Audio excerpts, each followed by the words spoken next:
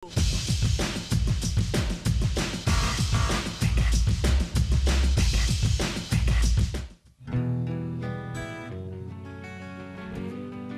na Ravnom bregu u selu Mokrin zamišljena je kao rezidencijalni boravak regionalnih pisaca u trajanju od mesec dana sa ciljem da se tokom godine objavi knjiga priča nastajalih u tom periodu.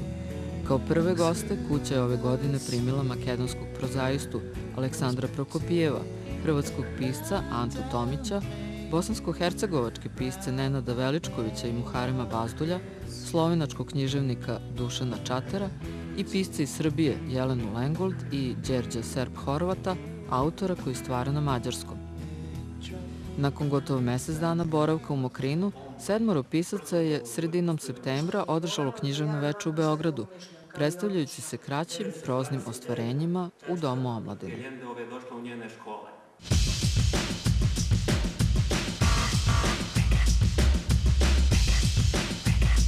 Oni koji vole da povezuju stvari i proširuju svoje znanje, sasvim sigurno će uvideti da je poznato subotičko pozorište Teže Kostolanje, koje je svojim predstavama proslavio Andraš Urban, dobilo ime po jednom od najslavnijih romanopisaca mađarske nacionalnosti, Dežel Kostolanju.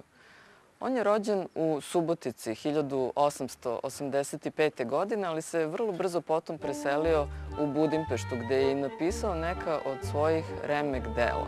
A među njima se sasvim sigurno nalaze i 2 novele, Ana Edeš i Ševa, koje sada imamo prilike da čitamo u novom prevodu Marije Tot Ignjatović. Oba dela spadaju u red često prevođenih dela klasične književnosti uvrštenih u svetsku baštinu najznačajnijih. Iako pisana početkom prošlog veka, ova dela nisu ni zastarela ni prevaziđena. Oba se mogu pohvaliti izuzetnim umećem pripovedanja, sposobnošću da se odabere pravi ugao posmatranja, moment u kome će naracija započeti, kada će se završiti, kompozicionim preoblikovanjem stvarnosti tako da se sažimanje i prostorno-vremensko rastezanje sa uvidima koji vode u oba pravca ka najiskrivenijoj intimi i ka najšire prikazanim društveno-istorijskim kontekstima osjećaju kao prirodni deo naracije. Krasi ih i istančana psihologija likova, neverovatno precizno izbalansirani udeli komičnog i tragičnog, i konačno, patetika izostaje kod najemotivnijih scena, kao što izostaju i naknadno moralisanje i izveštačene pouke. Anna!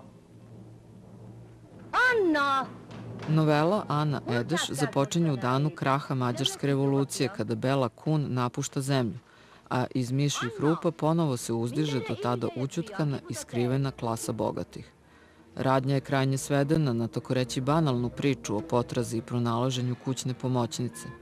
Lik bogate supruge ministra u novoj vladi podsjeća u velikoj meri na Nušićevu ministarku, a i ton je s početka bliži humornoj no tragičkoj noti. Naslovni lik Ana Edeš, služavka koja se kod njih zapošljava, pomalo i protiv svoje volje, kroz roman prolazi bezglasno, što potencira sliku njene obespravljenosti i položaja čije kontrastiranje sa položajem bračnog para poslodavaca odnosi prevagu nad humorom sve do tragičnog kraja. Kao i Ana Edeš i novela Ševa je pisana u najplodnijem periodu Kostolanjevog rada, 30. godina prošlog veka, i naslovljena je nadimkom glavne junakinje koja je u samom delu praktično odsutna. Neudata, ružna usedelica čiji nadimak Ševa odudara od njene pojave, devojka je prikazana kao jedinica bračnog para izuzetno predanih roditelja, koji životni udes svoje ćerke stoički podnose, prilagodivši život u celosti njenoj zloj sudbini i pokušavajući da je sopstvenom ljubavlju i posvećenošću zaštite od sredine i osjećanja suvišnog čoveka. U toj predanosti, zanemarivši sopstveni život i potrebe, bračni par neočekivano uspeva da iskoristi nedelju dana ćerkinog odsustva za već zaboravljeni društveni život. U vedrom tonu pisana priča koja u sebi sadrži inverziju i neočekivane obrate, a za nas je zanimljiva iz toga što se odvija u Subotici 30. godina 20. veka, ova novela, kao i Ana Edeš, osim što nenametljivo, gotovo usputno, a veoma precizno slika društvo svoga vremena, ima kvalitet više zbog koga je Kostolanje i danas tako modern i čitan pisac. Njegova sposobnost da zađe u najudaljenije kutke ljudske duše, da oslika psihološke portrete svojih likova koristeći gotovo nepreglednu paletu boja, sagledavajući ih iz različitih uglova, a opet uspevajući da slojevitost likova prenese nenametljivo, bez napora, nudeći čitaocu perfektnu naraciju o prividno veoma malim, a zapravo ključnim temama, nešto što zaslužuje čitanje jednog klasika i u 21. veku.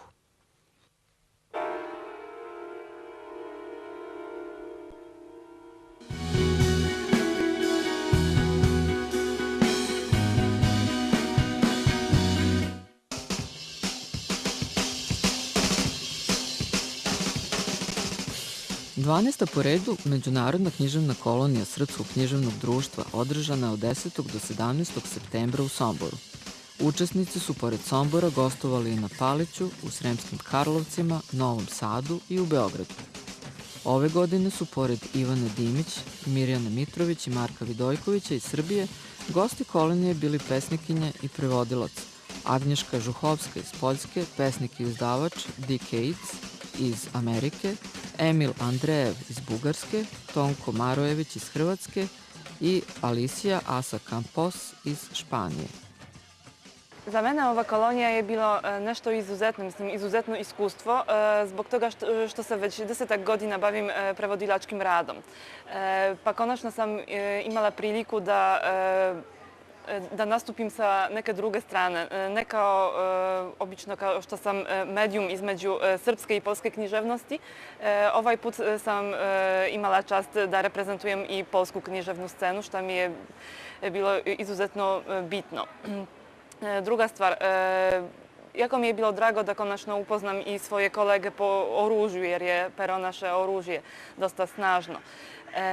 A druga stvar, to su mi ne samo kolege i koleginice po oružju, no i već neki moji potencijalni saradnici, nadam se, jer naravno je bitno ovo što smo se mogli ovde i da družimo, da sklopimo neke veze, neka prijateljstva koje, mislim, bit će nama i za budućnost nekako plodonosne.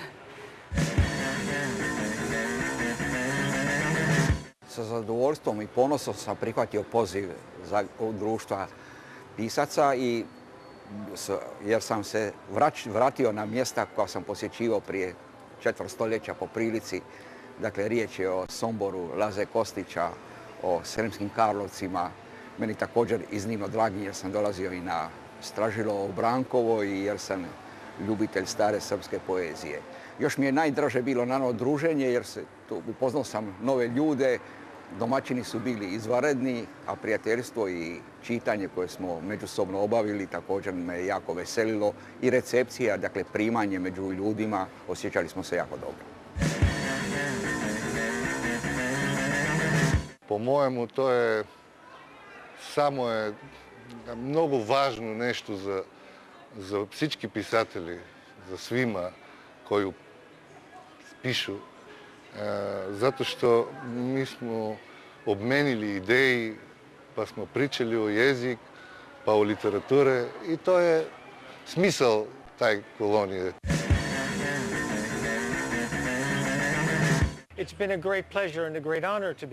Velika mi je čast i zadovoljstvo što sam deo ove kolonije. Američka književnost je ekstremno provincijalna i prilika da američki autori učestvuju u radu sa evropskim kolegama, da nauče nove načine razmišljanja i pisanja, da predstave svoj rad, je vredno iskustvo na kome sam vam ja zahvalan.